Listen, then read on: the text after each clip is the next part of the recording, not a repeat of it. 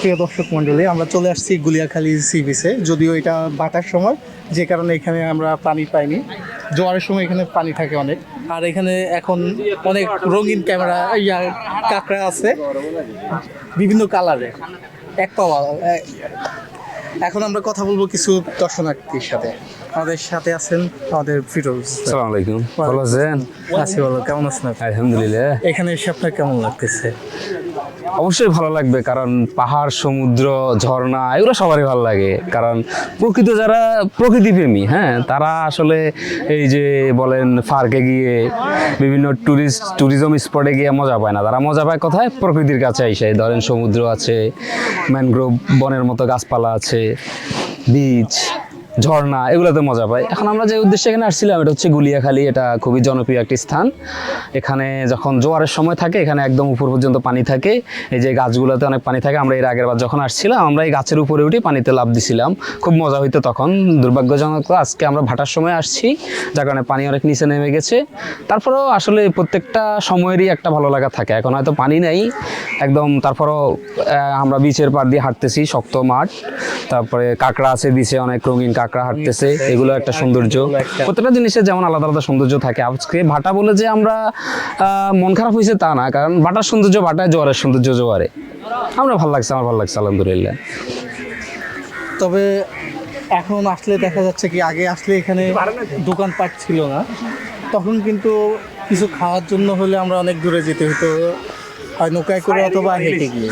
কিন্তু এখন এখানে আসলে দেখা যাচ্ছে অনেক রকমের দোকান আছে, হোটেলের জিনিসপত্র পাওয়া যাচ্ছে এখানে, সিঙ্গারা থেকে শুরু করে সব কিছুই পাওয়া যাচ্ছে।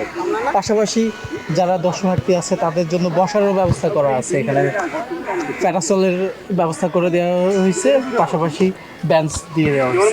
এটা কিন্তু এখানে যারা আসবেন তাদের জন্য একটা ভালো দিক। তারা রেস্ট করতে চাইলে এখানে বসে রেস্ট করবে। আর আমরা যদি দেখি এখানে বিস্তীর্ণ সমুদ্র, ওই পাশ থেকে ওই পাশে তাকিয়ে আমরা কিছুই দেখতে পাচ্ছি না, এবং সমুদ্রের যে বিশালতা, ওইটার মধ্যে দিয়ে আমরা ওপাশটা দেখতে পাচ্ছি না। দেখা যাচ্ছে কি আমরা যখন জোয়ারের সময় আসবো, তখন কিন্তু ওই পাশে পুরো পানিতে ভরে যায়। তখন দেখা যাবে কি আমরা পানির যে মজাটা, আমরা কেউ সাঁতার কাটতে চাইলে, কেউ পানিতে নামতে চাইলে নামতে পারা যায়। আর এখানে বিশাল মাঠ আছে ওই পাশে, যেখানে অনেকেই ফুটবল খেলে। খেলার জন্য অনেকগুলো প্লেয়ার সাথে খেলতে পারে। পাশাপাশি এই গাছগুলোর সৌন্দর্য তো আছে। আর এখানে সময় দেখলাম যে কাঁকড়াগুলো অনেক লম্বি, যেটা হচ্ছে সাধারণত দেখা যায়।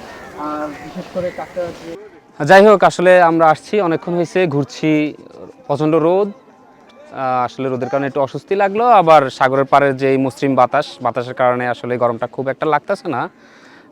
অনেকক্ষণ ঘুরলাম আমরা, যে ম্যানগ্রোভ যেই গাছপালা আছে ওগুলার গোড়ায় গোড়ায় গোড়ায় ঘুরলাম। এখন প্রায় যাওয়ার প্রস্তুতি। তবে জোয়ার এখন আসবে না সম্ভব মনে হচ্ছে, জোয়ার আসতে অনেক সময় লাগবে। জোয়ারের সময় থাকতে পারলে হয়তো ভালো লাগতো। এখন ভালো লাগার মধ্যে যা ছিল, সমুদ্র পাড়ের রঙিন কাঁকড়া, সমুদ্রের মসৃণ বাতাস, সমুদ্রের পানি, আর নানান ধরনের মানুষ। তবে মানুষ, আমরা যারা প্রকৃতিপ্রেমী, আমরা আসলে এখানে প্রকৃতি দেখতে এসেছি, কিন্তু আসলে আমরা প্রকৃতিপ্রেমী হলেই যে সারা পরিবেশপ্রেমী হয় তা না। আমরা পরিবেশের আসলে অনেক ক্ষতি করতেছি। এখানে আজকে এমন খারাপ লাগলো, একসময় এখানে দোকানপাট খুব কম ছিল, হয়তো আমাদের কষ্ট করতে হয়েছে, অনেক দূরে যায় খাইতে হয়েছে, যার কারণে এদিকে ময়লা আবর্জনা ফেলে নেই। কিন্তু বর্তমানে এখানে অনেক দোকানপাট হয়েছে, খাওয়ার ব্যবস্থা হচ্ছে, কিন্তু আমাদের মতো কিছু নামধারী প্রকৃতিপ্রেমী, যারা আসলে দেখানোর জন্য প্রকৃতিপ্রেমী, তারা আশেপাশের পরিবেশের এমন অবস্থা করছে যেখানে এখন আসলে মনে হয় যে এটা একটা ডাস্টবিন থেকেও খারাপ দেখা যায়।